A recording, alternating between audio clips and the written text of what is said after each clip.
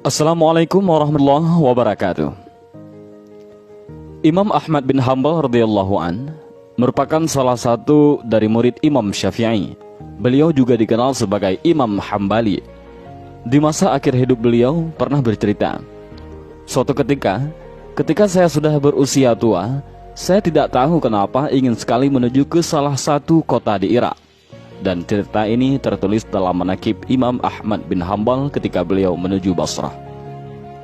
Padahal tidak ada janji sama orang dan tidak ada hajat. Akhirnya Imam Ahmad bin Hanbal berangkat sendiri menuju kota Basrah itu. Beliau meriwayatkan, saat tiba di sana waktu Isya, saya ikut salat berjamaah Isya di masjid. Hati saya merasa tenang. Kemudian tiba-tiba saya ingin istirahat. Selepas salat dan jamaah pun bubar, Imam Ahmad ingin tidur di masjid. Tiba-tiba sang marbot masjid datang untuk menemui Imam Ahmad sambil bertanya, "Kenapa Syekh mau menginap di sini?" Marbot masjid itu tidak mengetahui kalau beliau adalah Imam Ahmad, dan Imam Ahmad pun tidak memperkenalkan siapa dirinya. Di Irak, semua orang kenal siapa Imam Ahmad, seorang ulama besar dan ahli hadis. Beliau hafal 1.000.000 hadis, sangat soleh dan zuhud. Ketika itu belum ada teknologi kamera dan media sosial seperti sekarang, sehingga orang tidak tahu wajahnya, hanya saja namanya sudah terkenal. Imam Ahmad bin Hanbal radhiyallahu an berkata, "Saya ingin istirahat, saya musafir." Kemudian marbot itu berkata, tidak boleh tidur di masjid." Imam Ahmad bin Hanbal melanjutkan ceritanya, "Saya didorong-dorong oleh orang itu, disuruh keluar dari masjid. Setelah keluar masjid, maka dikuncilah pintu masjid. Lalu saya ingin tidur di teras masjid. Ketika sudah berbaring di teras masjid, marbotnya datang lagi, marah-marah kepada Imam Ahmad. "Mau ngapain lagi Syekh?" tanya marbot masjid itu. "Mau tidur, saya musafir," jawab Imam Ahmad. Lalu marbot itu berkata, "Di dalam masjid tidak boleh tidur, di teras masjid juga tidak boleh." Imam Ahmad pun diusir. Imam Ahmad bercerita lagi, "Saya didorong-dorong sampai ke jalan. Di samping masjid ada penjual roti, yaitu rumah kecil sekaligus untuk membuat dan menjual roti. Penjual roti ini sedang mengolah adonan roti. Sambil melihat kejadian Imam Ahmad didorong-dorong oleh marbot tadi, sang Imam Ahmad sampai di jalanan. Penjual roti itu memanggil dari jauh, 'Mari Syekh, Anda boleh menginap di tempat saya. Saya punya tempat meskipun kecil.' 'Baik,' kata Imam Ahmad.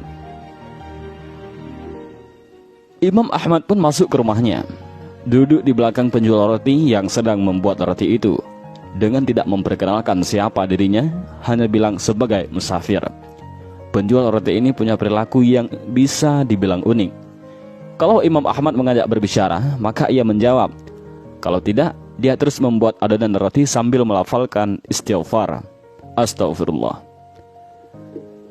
Ketika meletakkan garam mengucap istighfar, memecahkan telur juga dengan istighfar, mencampurkan gandum mengucap lagi istighfar, selalu mengucapkan istighfar. Imam Ahmad memperhatikan terus. Lalu Imam Ahmad bertanya, "Sudah berapa lama kamu lakukan ini?" Orang itu menjawab, "Sudah lama sekali wahai Syekh. Saya menjual roti sudah 30 tahun. Jadi semenjak itu saya lakukan perbuatan ini." Imam Ahmad bertanya, "Apa hasil dari perbuatan ini?"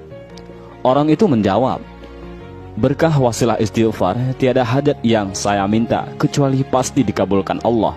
Semua yang saya minta, Allah langsung kabulkan." Nabi SAW juga bersabda, "Siapa yang menjaga istighfar, maka Allah akan menjadikan jalan keluar baginya dari semua masalah, dan Allah akan berikan rezeki dari jalan yang tak disangka-sangkanya." Lalu orang itu melanjutkan, "Semua dikabulkan Allah kecuali satu. Masih satu yang belum Allah kabulkan." Imam Ahmad penasaran dan kemudian beliau bertanya, "Apa itu?" Penjual roti itu menjawab, "Saya minta kepada Allah supaya dipertemukan dengan Imam Ahmad bin Hanbal." Sejurus kemudian Imam Ahmad bin Hanbal bertakbir, "Allahu Akbar. Allah telah mendatangkan saya jauh dari Baghdad pergi ke Basrah dan bahkan sampai didorong-dorong oleh marbot masjid itu sampai ke jalanan karena istighfarmu." Ketika itu penjual roti terperanjat memuji Allah. Ternyata yang di depannya adalah Imam Ahmad bin Hambal. Demikianlah video singkat ini. Mudah-mudahan ada manfaat dan pelajaran yang bisa kita ambil dari kisah yang sangat singkat ini. Wallahu a'lam bishawab. Assalamualaikum warahmatullahi wabarakatuh.